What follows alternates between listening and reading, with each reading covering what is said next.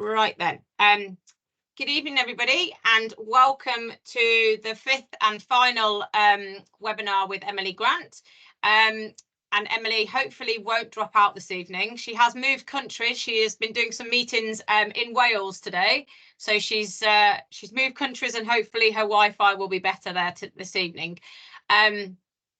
So thanks again for everyone joining us, and Emily's going to talk through making and managing changes on your system. So hopefully she'll give you some more food for thought, for things to take away and pop into your action plan, whether that's something written down or whether that's something in your head.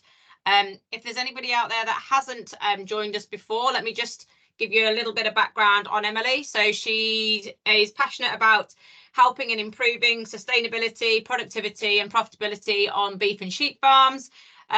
She also has a small sheep flock which she runs up there in Scotland, and has worked with beef and sheep farmers for over 20 years. So she's more than qualified to give us her knowledge, and as she has been doing over the past Wednesdays throughout January. So I'll hand over to you, Emily, and I think she's going to turn her camera off just to make sure hopefully we don't lose her this evening, and then obviously we'll have questions afterwards.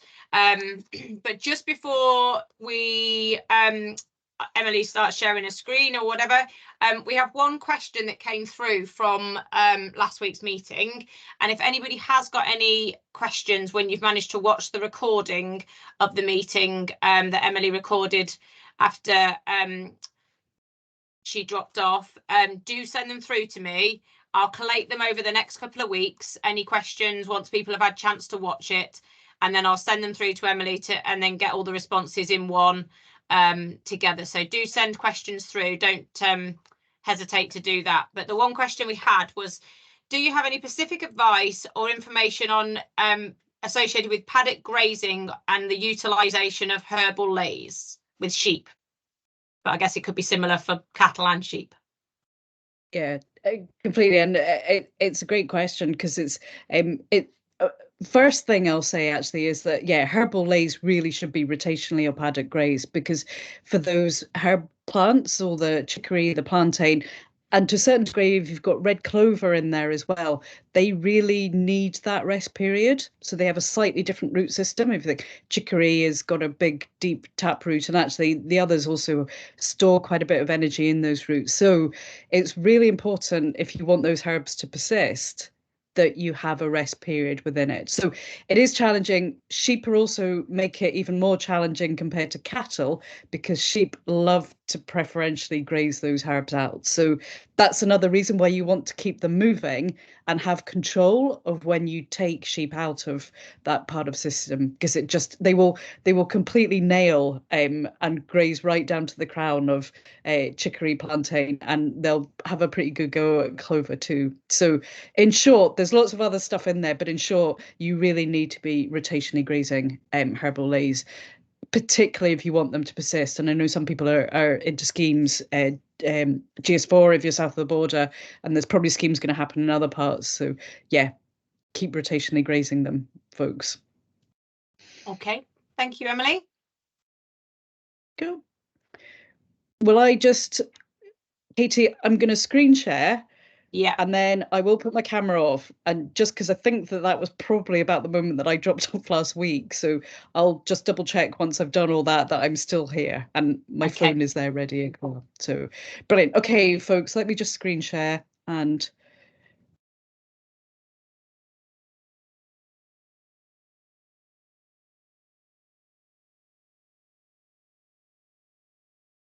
Katie, you still there?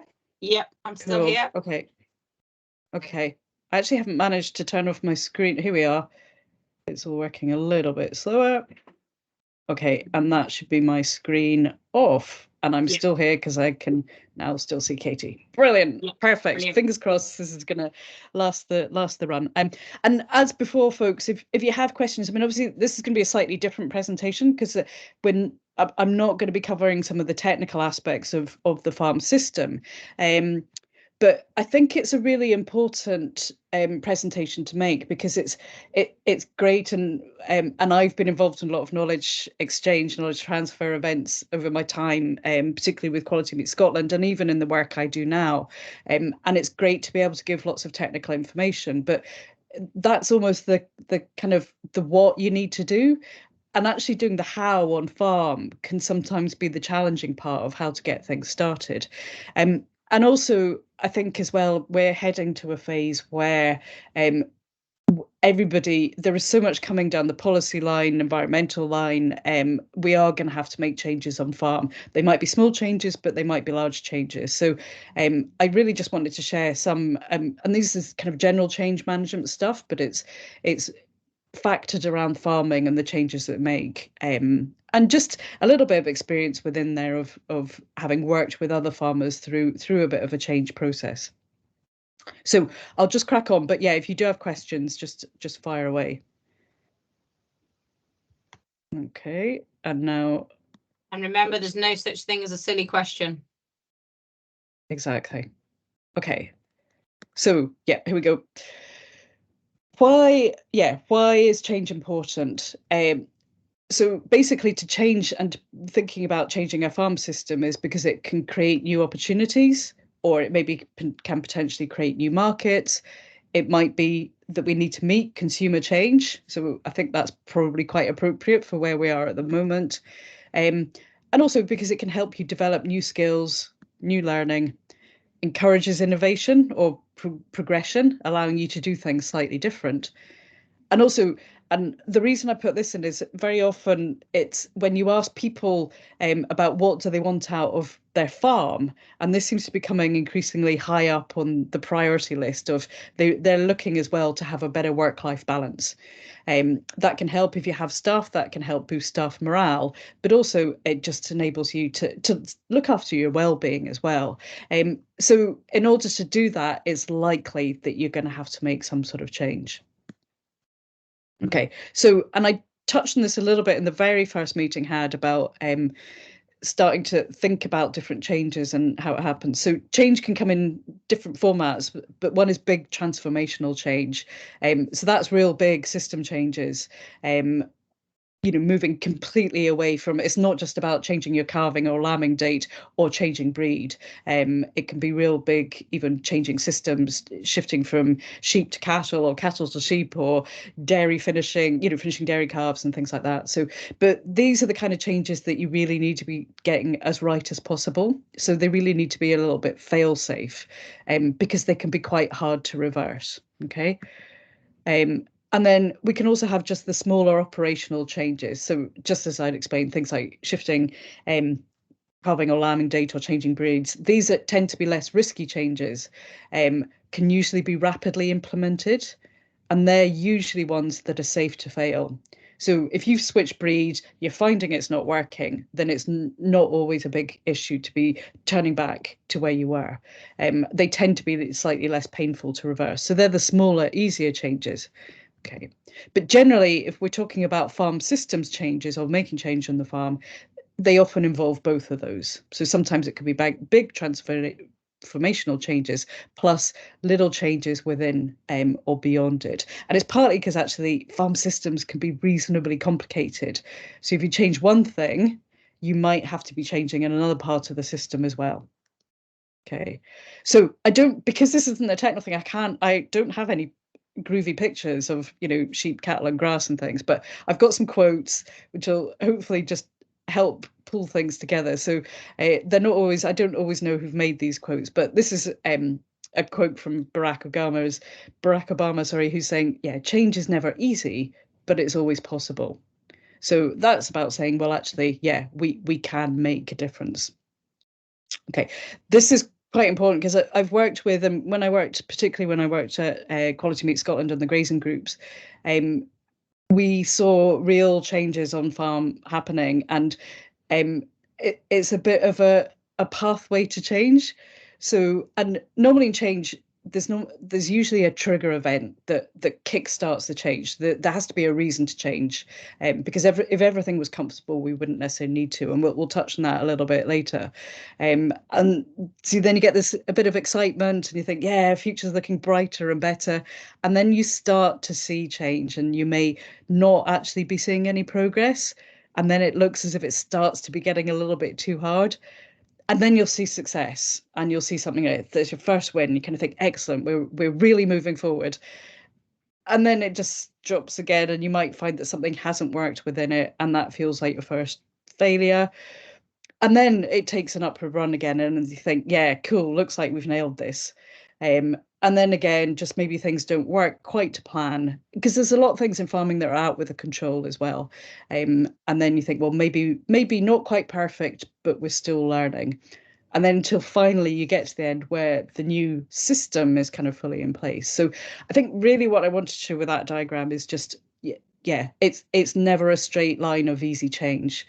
It's about being able to work through the challenges that come ahead. It's not always easy or perfect, but if you're confident and if you've planned well, then the change will be a good thing. But it's a case of just riding that roller coaster of change. Okay, so there's really sort of 5 key steps, and this is no different to any other business, not just farming. So step 1 is, yeah, there needs to be a motivation to change, because, yeah, we're pretty human. If we don't need to change, it's quite comfortable where we're sitting. But the second step that really needs to happen is just, yeah, what are the changes? Where are we at? What do we need to change? And we're going to cover through all these as we go through. Then it needs to be planned. Depending how big the change is, that's quite an important step. So obviously, the bigger the change, the more planning. Then you need to start the doing. It's always the hard part, but start the doing. And as you're going through, just review and adjust. And that really helps demonstrate that kind of roller coaster I was showing, that just, yeah, review it. Is it working? Do you still need to tweak that change? Because it's hard to get it perfectly right every single time. Okay. So, yeah, another quote: if you change nothing, nothing will change. Yeah, it kind of makes sense. So step 1, motivation to change, or the trigger to change. Yeah, it normally starts with a trigger point, and often I've seen change. It might be something like animal health issues. I've seen people who've maybe in sheep flocks have hit an iceberg disease, or maybe have increased wormer resistance and things, and start to have the realization that they need to make a big change in order to get their businesses back onto a profitable footing. And very often that trigger point can also be from out with our farm gate. So they can be external, so economic conditions, high feed and ferret prices is a classic example. Customer needs, government policy. So we're all starting to see that start to implement as well. And particularly, I think, south of the border, when you're starting to see sustainable farming incentive and different price changes on that, and also regulation. I mean, Wales at the moment, there's a lot of chat at the moment about the MVZ regulations coming in there. So these all start to impact on our need to change. And also that trigger point could be internal. So it could be performance concerns. So as I said, animal health issues quite often shows up as a trigger point.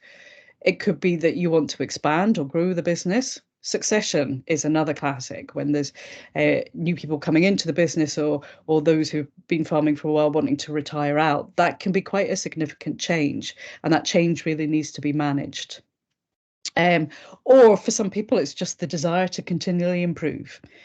And also, as I said, yeah, sometimes these can be major events, a shock event. So I'm long enough in the tooth to remember foot and mouth, but that certainly had quite big implications for some businesses. I hope we never go back there again, but it's the kind of thing that do come in. Or they can just be the minor things, the little things that are just having an impact on your business, and you think, yeah, I need to change that. I need to make a difference. Okay, and they can be positive or negative. So as I said, expansion and growth can be the positive trigger point. You know, things are going really well, and you're looking to maybe expand or to bring new people into the business. And hopefully they're not negative, but they occasionally can be. Okay, you can improve your business by making changes, often small ones. But to truly transform your business, you must make a lot of changes, and often large ones. So I think that kind of says about, you know, like I said, things like trying to tweak systems, making sure that you've hitting your target lambing percentages or achieving target growth rates. They tend to be some of the little small changes you can make, but real business transformation happens with those larger ones.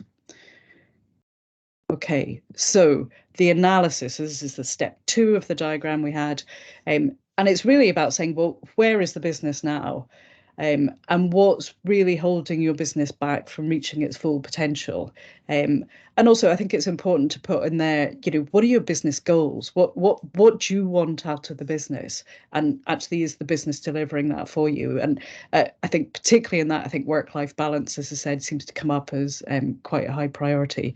And I've also put in there brackets benchmarking. This is where benchmarking, or just monitoring your main KPIs, the information you're getting back on the business, thinking, actually, am I really getting the most out of the business? Where can I be making a difference? And this should just trigger all those questions that actually, can more be gained just from tweaking the current system?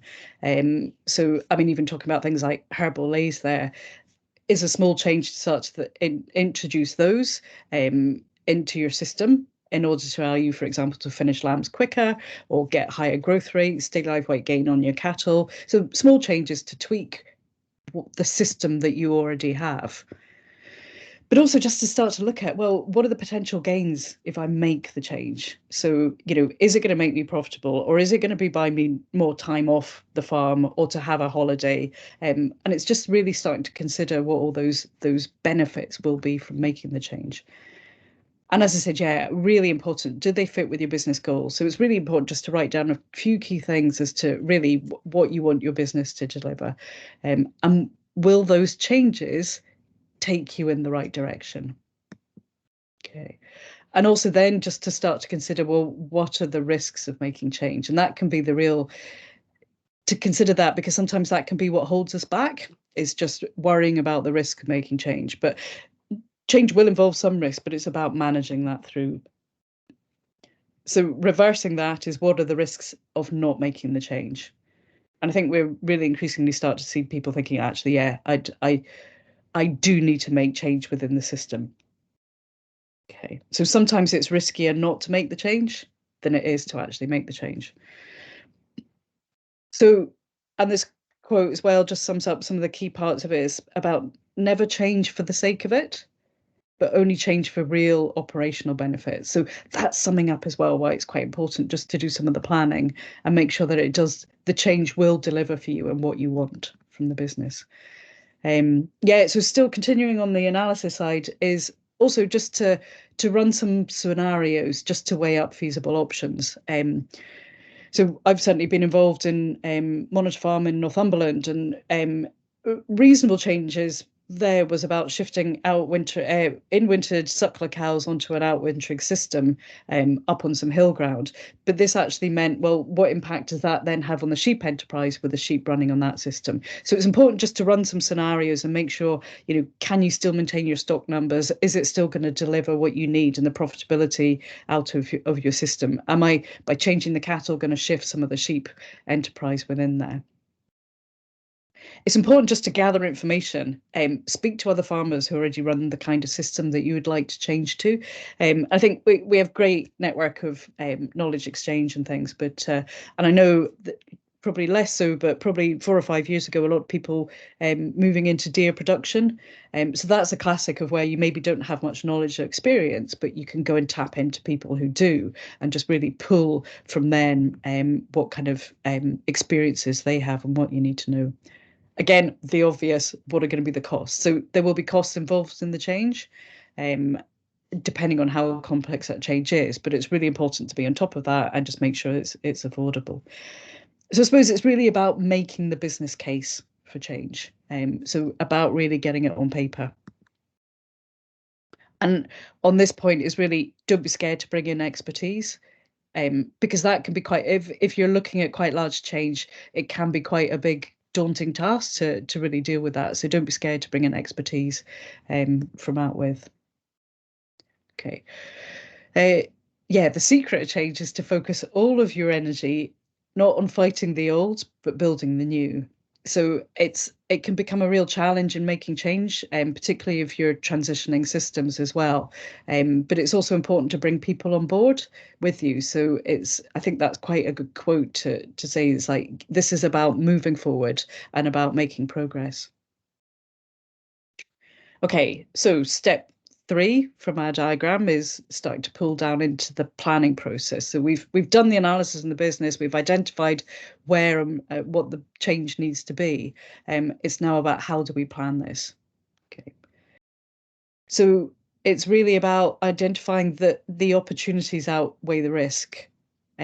So basically, and a lot of what we do in day-to-day farming is sometimes actually about risk management. So it's really about saying, yeah, I've considered how this might fit on the farm, but I'm still confident that the opportunity that exists is enough that I can confidently take that step forward. But again, it suggests that it's the need to have that plan on paper. This is a really important part, particularly if you've got staff and I know dealing with a lot of people who would love to implement rotational grazing, but they hit a sticking point with senior members on the farm. And it's really important, if you want to make change, that you're bringing people on that journey with you and those who will be impacted by the change. And using that example of working with a monitor farm in Northumberland, even though we're looking to change the cattle system to go from in winter to out winter on the hill, the sheep system and the shepherd there was going to be impacted by the change, because the sheep were going to be coming off the hill and moving in by. So it's really important that they're part of that process as you go through as well. If it's just you on the farm, it's great. But equally, it's just, in talking about work-life balance and things, it's important that your family are part of that and on board with the changes that you're trying to make.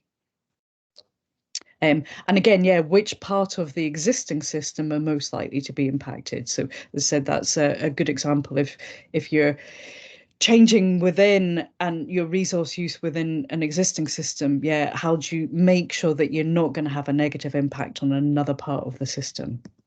Okay. And also, this is quite important. Does the new system need new skills or resources or new infrastructure? And we quite often see that with people looking to start rotation and grazing, or even, just talking there about herbal lays, although it's a small change, they do require slightly different management in terms of compared to our ryegrass white clover sward. So there's sometimes a little bit about upskilling and being able to manage these things. So always be open to tapping into any knowledge or resources or even funding and capital funding that might be out there to help you make that change.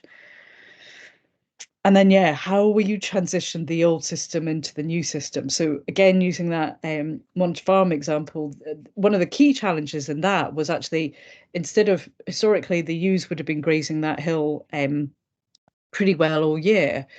But in order to allow cattle to outwinter, we had to be shutting off in July. We had to shut the hill off in July to enable enough deferred grass to be built up in order to put those cows on through the autumn into the winter.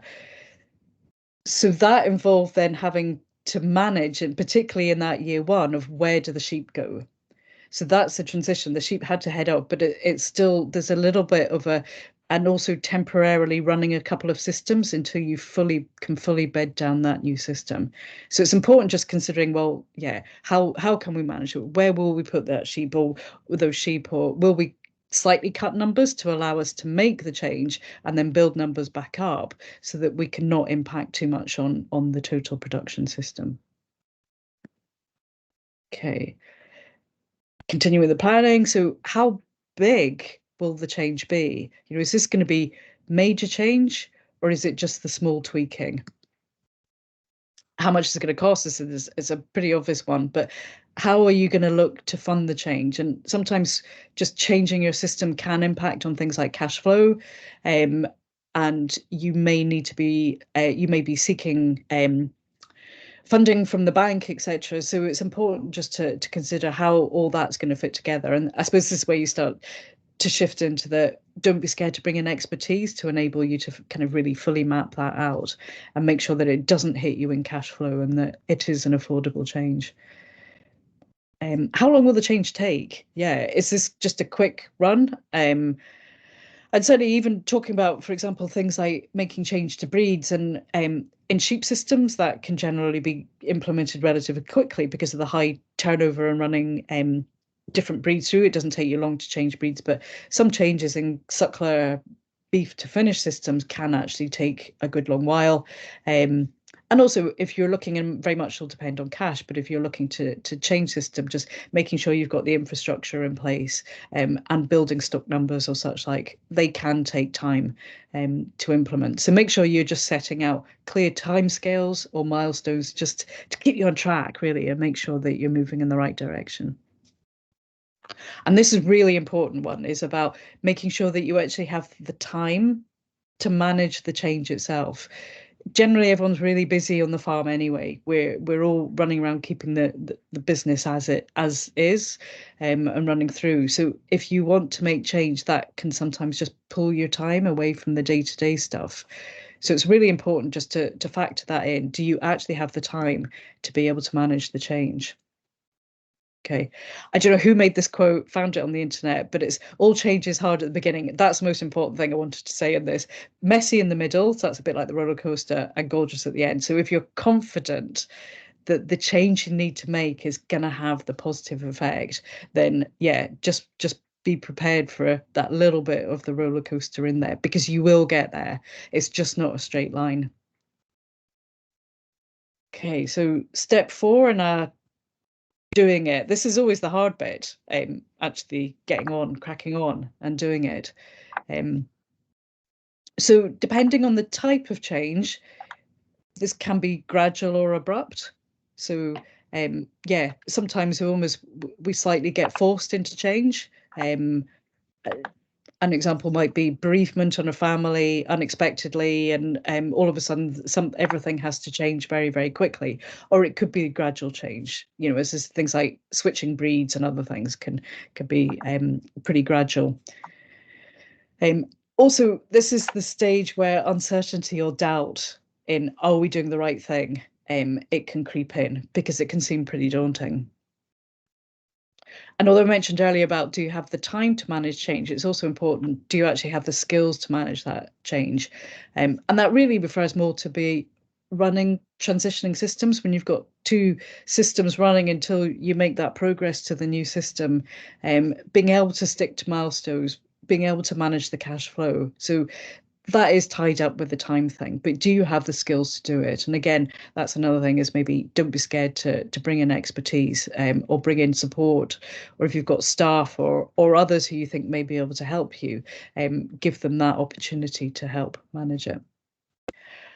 This is really important, and I know it's always hard because and I think we're all so busy doing things that it's hard just to be gathering data, interrogating data, and using KPIs. But it's really important, as you're going through change, that you're just monitoring and making sure that your change is actually working, it's actually having a difference. Because if not, you either need to tweak the system, or you maybe need to review your assumptions, or something else out with your control has really had an impact. But it's important that you're just, and you don't need to do a lot of KPI or data gathering, but it's just making sure that you're looking like you're on track, it's manageable, it's doable. And again, yeah, do you need to bring in someone to help? And that could be expertise, or it could be additional staff. It could be you maybe need to take temporarily a stockman or something in to come in and allow you to take the step back to manage, whilst letting them cover off the day-to-day stuff, as you go through the change. Really important as well is everyone fully on board? If anyone in your team's not fully on board, it can be really, really hard to actually make the change, because they're going to have a bit of negativity. And if things aren't going well, remember on the roller coaster, then that becomes the excuse to do this, like, kind of, I knew it would never work kind of scenario. So it's really important to keep people on board, and they're really clear on the vision, on where you want to get to and why you want to get to. And we'll cover that a little bit more slightly shorter And yeah, are you prepared for the negative peer response? I remember when I started in working with the grazing groups in QMS, and yeah, a few neighbouring farmers who were looking over the fence with a little bit of surprise as to what was going on. This, weird thing of people putting up electric fences and squashing sheep together to change. So don't be scared of it, and discussions as well. I think they're probably more curious than anything else, but are you just be aware that some people may be questioning what you're doing. Emily, can I just check? Yes. I can Yes. see Ian and Crosby. Can you just give me a thumbs up if you can still see the slides? One person's lost the slides, but I think I've asked them just to go out and come back in because you're still there for me. Yeah, okay, that's fine. Everyone that I can see has got their thumbs up, so cool. Fab. Phew. Carry on. Just wanted to check. Yeah. Sorry, that was me going back, has now put me on to, yeah. And talking about measuring and KPIs, this also becomes a bit of a challenge as well, is the difficulty in actually measuring change is that the very thing we're measuring is changing. So that's why it's really important in the planning process as well, just to think, well, what do I need to be aware of, and make sure that actually I am looking at the right parts that we're changing and making sure that it is taking us on the right journey. Okay, so that was us pretty well. So that's the steps, that becomes part of the doing, and just into the reviewing and adjusting. So, and this is really about, has the change been successful? So have you managed to achieve what it is, the change that you wanted to see?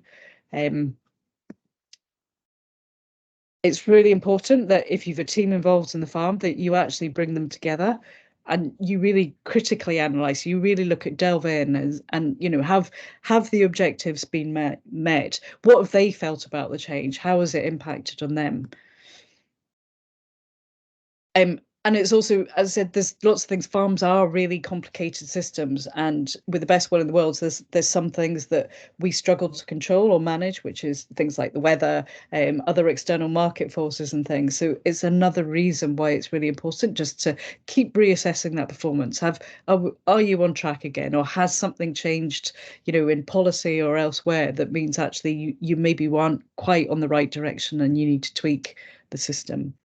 And that also just allows continual improvement. And I know, again, using an example of working in the grazing groups when I was working for QMS, that I still see most of those people who were involved in early doors are still tweaking their grazing systems. They're still learning new things, making sure that they're still achieving aims and objectives. So it's just about, making sure that you're continually making the improvement towards where you want to get to. I thought this is just quite useful. It'll sum up a little bit of what we covered, but there's a lot of making change is hard for everyone, and in whatever aspect it is. So I thought just run through some of the things of what holds us back, and this is where it's it is really personal things about ourselves. It's not necessarily about what our calving index is and other things, other technical things. So, but it's important just to be aware of. And this first one is particularly if you've got staff or other members of the family who are involved, and I'm thinking particularly of succession and things. And it's a common thought that I get from people who are looking to implement grazing management systems. They say, but I can't convince my dad to do it, sort of thing. So I think it's important just to be mindful of how people feel who are involved in that change. And one of the key things is just about that loss of pride, or that sense of identity. And in a way, probably to them, it feels a little bit as if they're devalued, because the new way is presented as the new, exciting, much better way of how you used to do it.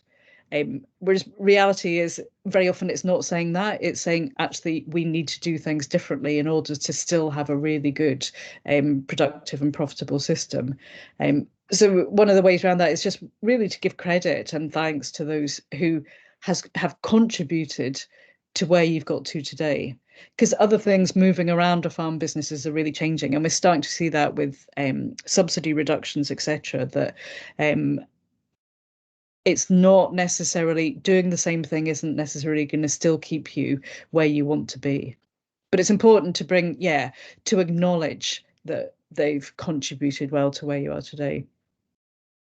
One of the other feelings that people involved in change will have is about that feeling of loss of control.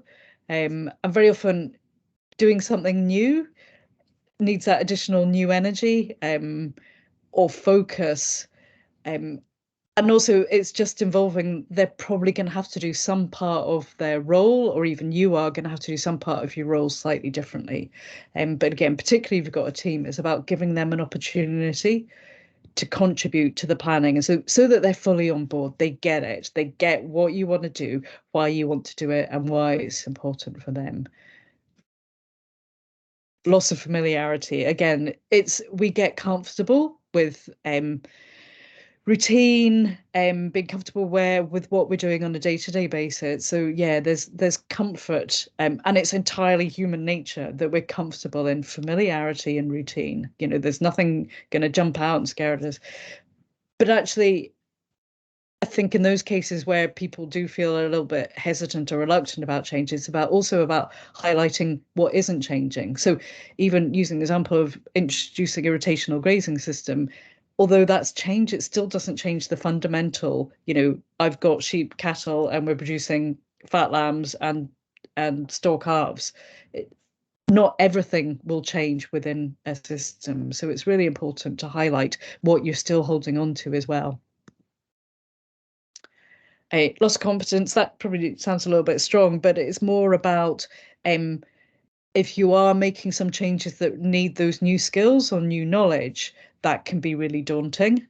And I think increasingly as we see, and in a way, I suppose we've covered that in the series of webinars we've had, is that if you're reducing, for example, reliance on inputs, to be able to make up the difference through we had Joel speaking about different forms of nitrogen, or about making the change into rotational grazing. It does need new skills or new knowledge to make sure that you still are where you want to be in terms of output. So it's important then, just to get it. As I said, we have pretty good networks of people and or events where you can help build on that, but identify who can help. Speak with other farmers who are doing what you want to do. We're so lucky I think in our farming community that people readily share.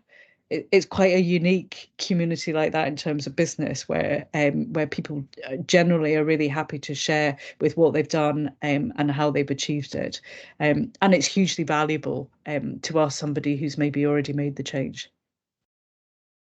Yeah, and the other thing, we'll mention time again, but loss of time. And as I said, I think one of the things that does hold you back is like, I'm already really full on busy. It's really hard to find the time to make change.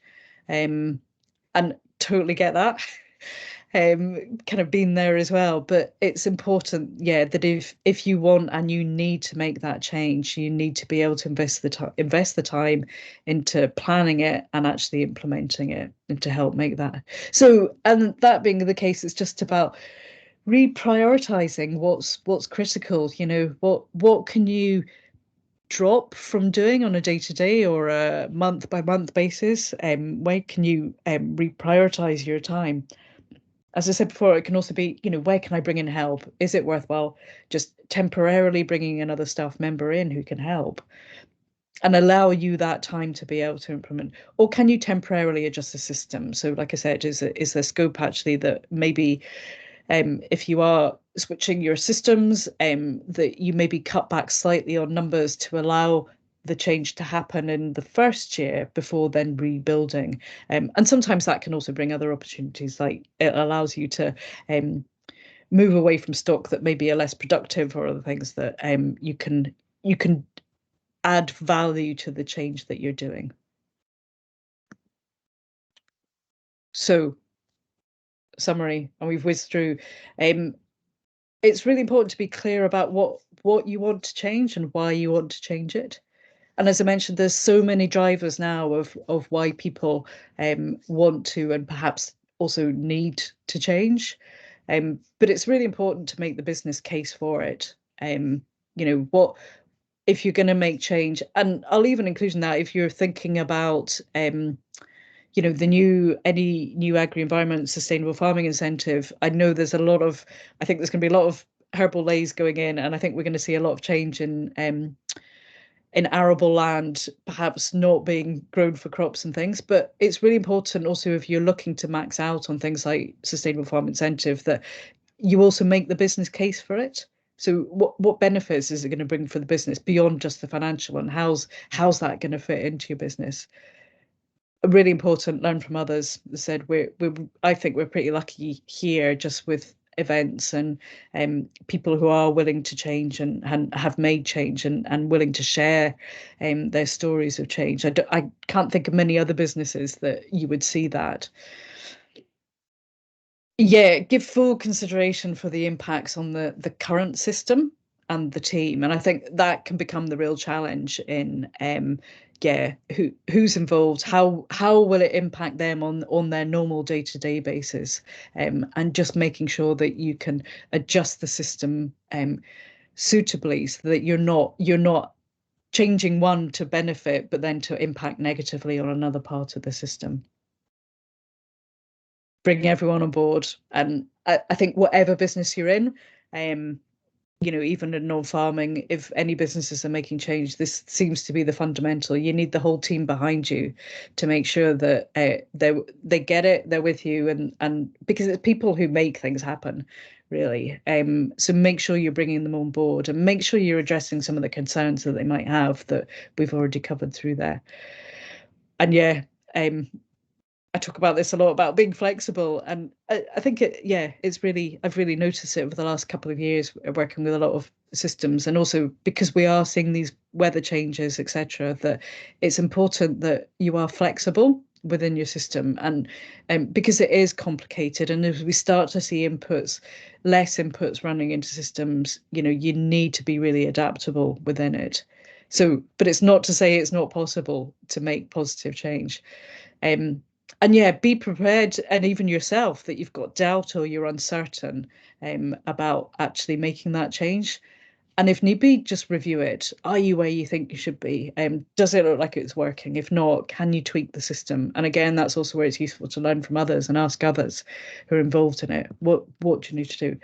But most importantly, and I hope that doesn't make it sound like a massive chore and a massive undertaking, because making change isn't, and it can see so many benefits when people do make change, and even transformational change can really make big differences to their life, and whether it's work-life balance, whether it's about having a more profitable system or reducing debt and other things like that. But it's really important then to actually enjoy the new system, because if you've kind of gone through those stages, then you're reasonably confident that you're heading in the right direction.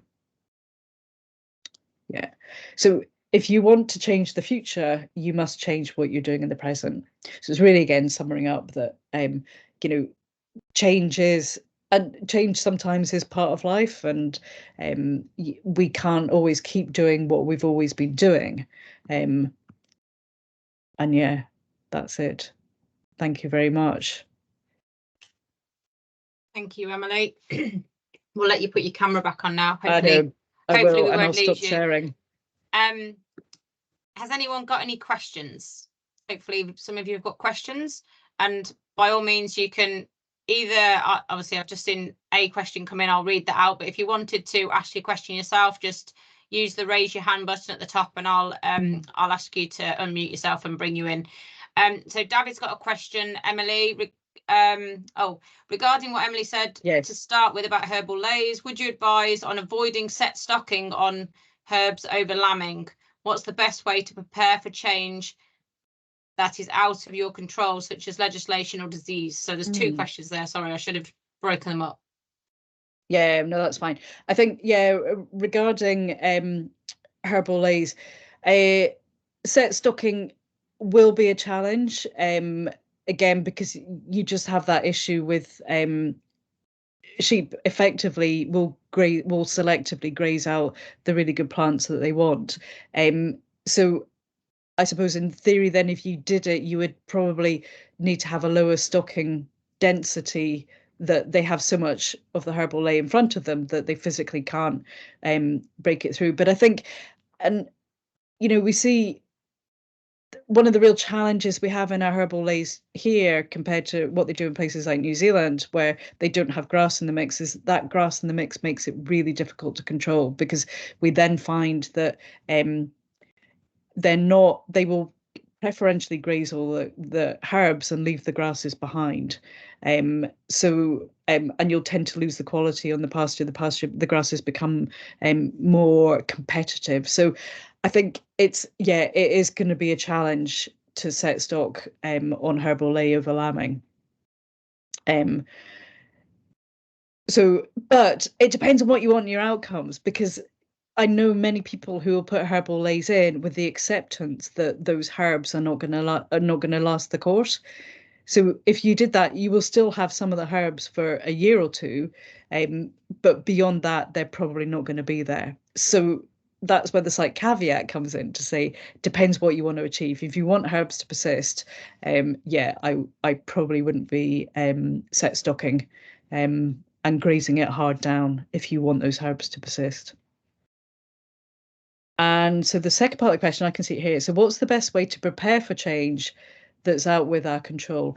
I think disease is one of the hard ones, because I think that can happen quite suddenly, depending what it is. So I'm thinking back to foot and mouth, that all happened reasonably suddenly quickly for us. But I think in terms of other disease issues, like some of the iceberg diseases, I think generally some people have a bit of a gut feeling that performance isn't quite there. So there's maybe slight red flags have been applying beforehand before you really get to that stage. But in terms of doing it, again, it's just about sitting down and deciding what to do. So I know one farmer who was actually one of the Monter farms in Scotland, who Stuart Mitchell, who they're in the Borders as well, and they found Mydevisna in the ewe flock, and they took the decision then to sell the ewe flock completely, to come out. So they were sheep and beef, suckler cows, and they then replaced that ewe flock with a deer herd. And they did that reasonably quickly, and okay, it took time, but effectively the cash from the sale of the ewe flock allowed them then to reinvest into the deer. So it becomes quite unique to your system, but actually sometimes making bold and brave decisions to move quickly, because I think originally they'd planned to start culling out gradually or getting rid of all sheep and just keeping gimmers to then build back up, but they found that didn't work either. So there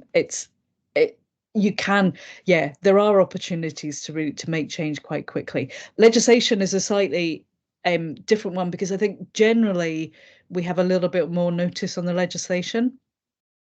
But it's just always, and I know it's really hard at the moment because it feels like there's lots of consultations all over the country on various different schemes and things about what changes are going to happen. But we do get a slight heads up, at least as to what might be happening moving forward.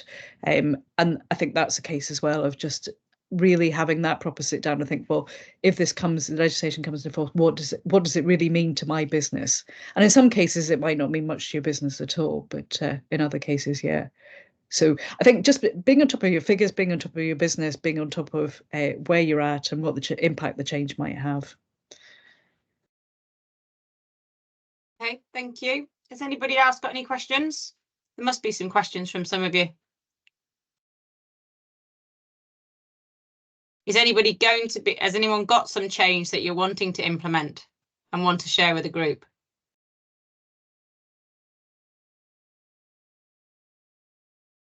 That you must have. Has anyone made change? I know, yeah. Has anyone made big change and can share experiences of it? So everyone's keeping quiet. There's definitely a few of them that have changed breeds, I know from, but I'm not sure whether they're on tonight. Rachel? Yeah. Oh, there we go. Got a bit of a state. We've had a bit of a long day.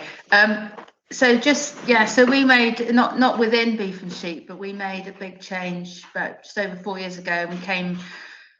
We switched from dairy to beef, and that was a massive change for us. But it was done there was a lot of consideration, and it was all done very calmly. And we sort of went through what Emily said, really, about the list of taking time and deciding and planning, and so it was great. And there were quite a few comments that we said, thank goodness we're not doing this because we have to, because it was a massive emotional sort of change. And if you're having to do that under pressure, it'd be even a bigger task.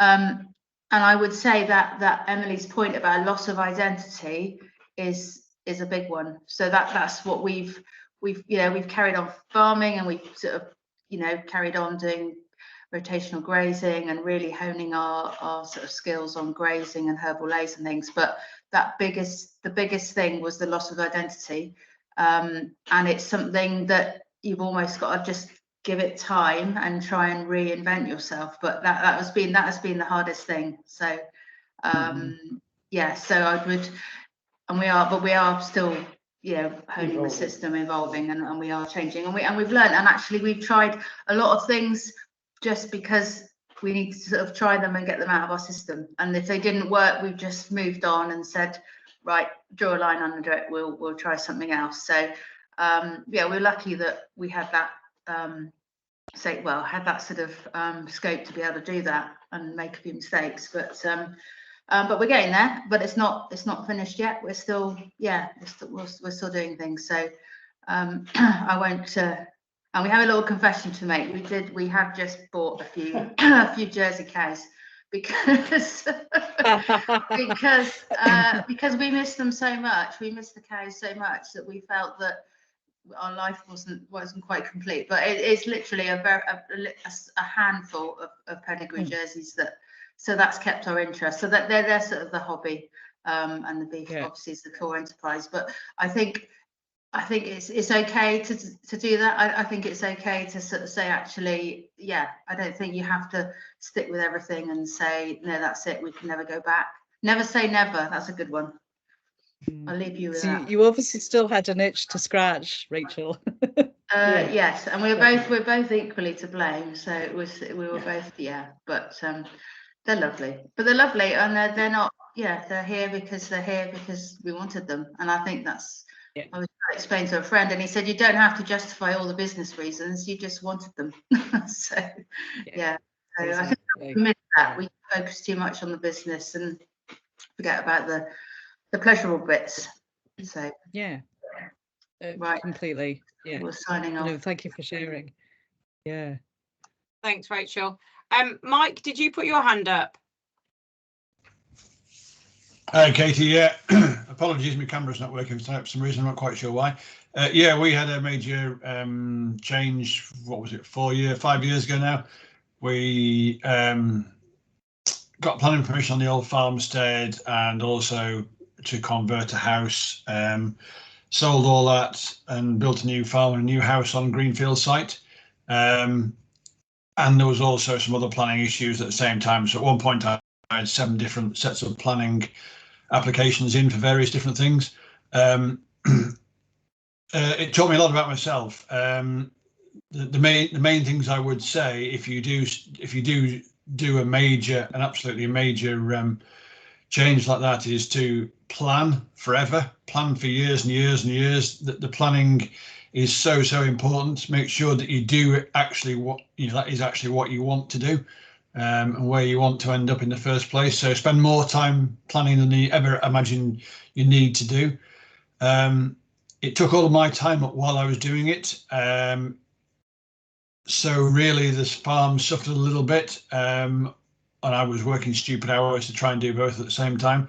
So in hindsight, I should probably have got somebody in to do more on the farm, because if you're doing a major thing like that, you want one person as a point of contact or in charge. So talking to the solicitors, the accountants, the planners, the planning people, planning advisor, power companies, drainage people, all the spec for all the sheds, all the building, all the farm. You need somebody that's in control of it all. You can't do it by committee, and you can't share the workload, I would suggest. Otherwise, it will slow down. You'll get all sorts of arguments, and it won't end up where you wanted it, where your dream was in the first place. You'll do a budget on what you want to change. If it's a major thing like we went through, probably allow a third extra. So if you think it's going to cost you £500,000, it's going to cost you 650,000 maybe. So base your borrowing and any financial constraints on the budget plus 33%, and then hopefully it'll come in at less than that, but it gives you more flexibility, because as we've seen over the last few years, the price of building materials went through the roof completely unexpectedly. So it's things like that you can't plan for. So you need to be able to be flexible as far as your costs are concerned. Another slight aside to that, a neighbour of ours went from dairy to beef, sold his dairy herd, paid his overdraft off, blah, blah, blah, and hadn't realised that he's now gone into beef and he won't get paid for anything for 2 years. So he's got a major cash flow issue. The other thing is make sure you've got the skill set to do what you need to do. I hadn't got the skill set to manage the people, make the decisions, and understand what the technical stuff that people were talking to me about when I was doing all the planning applications and all the building spec and things. More the planning side of it, to be honest, rather than the building side of it. But make sure you are au fait with what and how they're going to talk to you. Find anybody in your locality that may have done a similar thing, take advice, and then take some more advice. We had a planning specialist to help us do put the planning applications in, and without him, I'm pretty sure we wouldn't have got the planning on the old farm or the planning for the new farm. Both of what we did flies in the face of our Harrogate planners' usual requirements for planning permissions, but we managed to get it all through quite amicably in the end. But that was on the back of having a planning expert that was extremely good at his job. So yeah, allow more time, allow more money, take advice, don't kill yourself, and don't get too stressed about it all. But it's worth it, right? Yes, when you see what we've got now, ultimately, yeah. It was there were some very dark days in the middle of it, I'll be quite honest, and we were nearly bankrupt for 6 months.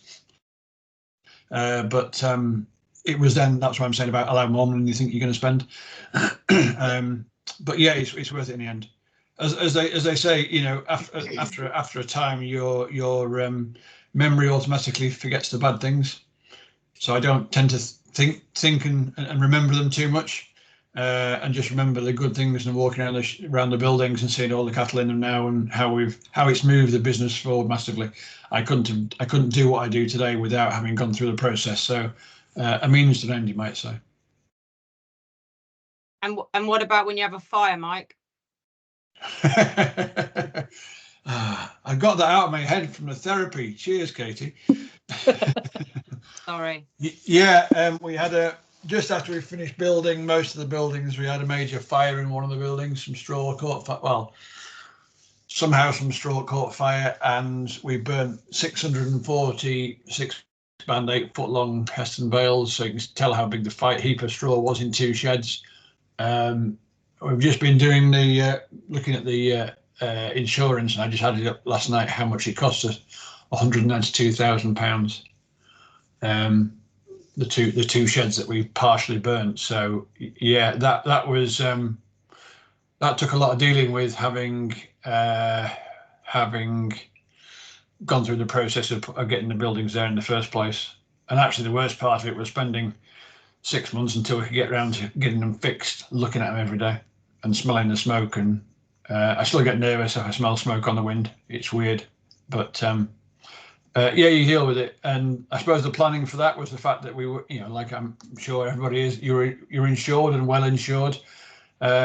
Just a slight aside there, make sure that your insurance values are where they need to be. We've actually upped our values again this year, way ahead of inflation, because of what the rebuilding costs of the farm are now. Also on your machinery as well. We know how fast machinery prices are going up. Make sure that your valuations on your machinery are actually going up every year, not down with the depreciation. Otherwise, you'll be undervalued, and if there is any issues as far as the insurance are concerned, you will get a lower payout. Yeah, fire, you can't plan for it. It just happens. You walk down the yard, your sheds, your farm's on fire, as my daughter shouted at me through the door. After that, the world goes a bit crazy for a couple of days until everything settles down again, and you just got to deal with what's there then, which we did. So can't plan for it, but be resilient, talk to other people, get some help, all the usual things. Thanks, Mike. Thanks for sharing, and sorry for bringing up the bad memory again. No, it's all right. It's fine. Has anybody else got any questions or anything else you'd like to share with us this evening? No? Well, thank you very much again, Emily, for all the meetings throughout January. Next week, we have Jack Bobo speaking. So if you haven't already signed up for Jack's meeting, let me know and I'll make sure you are. Jack's, if you haven't Googled him to find out the sorts of things that he talks about, but he is really inspirational of the thoughts and things that he'll bring out next week. So if you haven't already signed up, do let me know and I'll get you signed up, and look forward to hopefully seeing you all next week. But thank you very much for your for joining us this evening and taking time out of your evening. And yeah, hopefully see you all next week. Thanks, guys. Thanks, everyone. Cheers. Thank you.